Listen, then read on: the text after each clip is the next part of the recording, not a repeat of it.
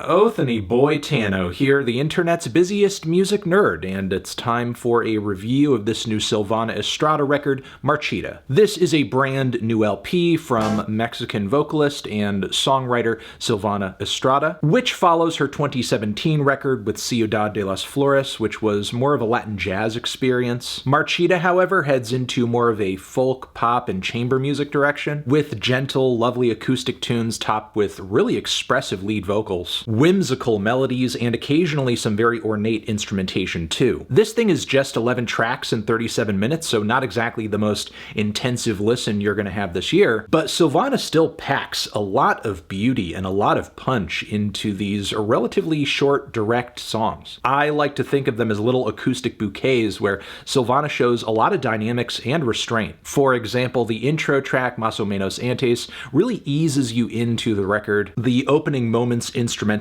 of this track are so soft you could hear a feather drop into a glass of water. But when Silvana pulls out these just heart-wrenching vocal leads, just really starts to push on the volume a little bit, it cuts deep. But again, this track is just a taste, just the start of the beauty that is going to continue to unfold through the rest of the track list. The following track, Coriente, turns the heat up a little bit with some minimal piano accompaniment, along with these horns that sync up with Silvana's elegant lead vocals that tell us of these haunting metaphors dealing in the memory of someone and the ocean. There's a tense, captivating melancholy to the track that just gets a hold of me very quickly, which is even more so the case for GUARDO, that features these decimating passages of lyricless croons and weepy strings. There's also this growing sense of unease in the track as this rising flood of piano and strings just builds underneath Silvana's vocals. It just kills me. The instrumentally ambitious sections of this record are pretty impressive, but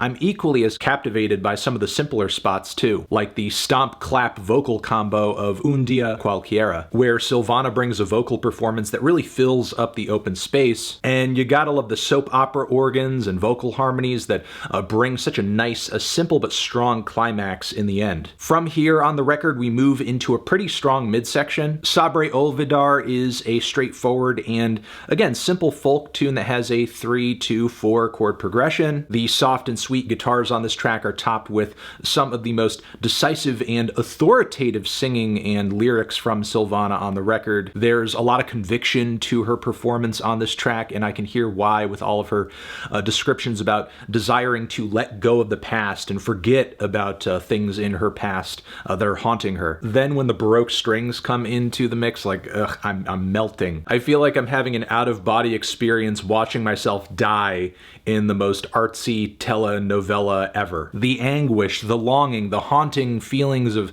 love and skin contact continue on to the title track, which has some very flashy string arrangements. Then Trista, I'll say this record is one of the most pretty portrayals of being down in the dumps I've ever heard. That being said, I don't know if this track has the strongest progression of the bunch in the track list, but it's still a nice listen, and also leads us into the final leg of the LP and many of its lyrical themes. For example, on the song CARTA, that desire to come back together seems to be replaced with the realization that, hey, maybe,